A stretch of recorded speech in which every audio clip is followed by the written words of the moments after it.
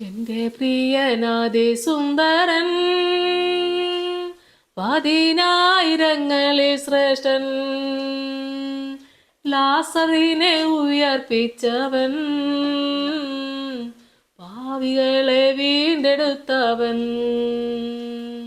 ലാസറിനെ ഉയർപ്പിച്ചവൻ, പാവികളെ വീണ്ടെടുത്തവൻ. കർത്താവിന് എനിക്ക് ഏറ്റവും പ്രിയപ്പെട്ടവരെ, 27 സങ്കീർത്തനം അതിൻ്റെ 11 മുതലുള്ള വചനഭാഗങ്ങളെ വായിക്കാം. യഹോവേ, നിന്റെ വഴി എന്നെ കാണിക്കണമേ, എൻ്റെ ശത്രുക്കൾ നിമിത്തം നേരെയുള്ള പാതയിൽ എന്നെ നടത്തണമേ. എൻ്റെ വൈരിയുടെ ഇഷ്ടത്തിന് എന്നെ ഏൽപ്പിച്ചു കൊടുക്കരുതേ.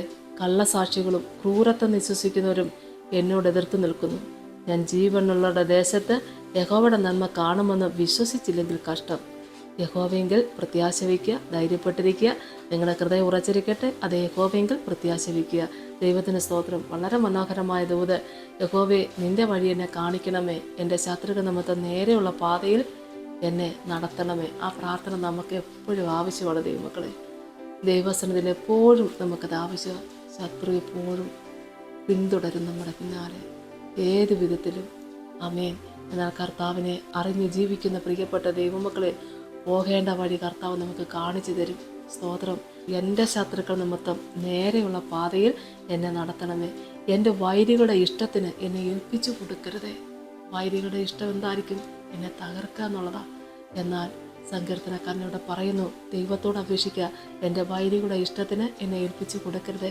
കള്ളസാക്ഷികളും ക്രൂരത്വം വിശ്വസിക്കുന്നവരും എന്നോട് എതിർത്ത് നിൽക്കുന്നു. എന്നോട് എതിർത്ത് നിൽക്കുന്നവരാര്?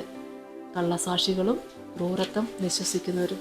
എന്നാൽ ഞാൻ ജീവനുള്ളവരുടെ ദേശത്തെ യഹോവയുടെ നന്മ കാണുമെന്ന് വിശ്വസിച്ചില്ലെങ്കിൽ കഷ്ടം. അതേ സത്യം. അതേ മക്കളെ, ജീവനുള്ളവരുടെ ദേശത്തെ യഹോവയുടെ നന്മ കാണുമെന്ന് വിശ്വസിച്ചില്ലെങ്കിൽ കഷ്ടം. നമ്മുടെ വിശ്വാസത്തിൻ്റെ ആ ഭംഗി അവിടെ തെളിയും. ഹല്ലേലൂയ. ജീവനുള്ള ദേശത്തെ യഹോവയുടെ നന്മ കാണുമെന്ന് നമുക്ക് വിശ്വസിക്കാൻ തക്കണ ഇടയാകട്ടെ.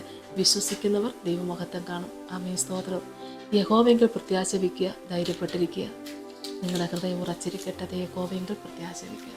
യഹോവയിൽ പ്രത്യാശ വയ്ക്കുന്നവർക്കാർക്കും ഒരു നാളും ദൈവമക്കളെ തളർന്നു വീഴാൻ ദൈവം അനുവദിക്കത്തില്ല.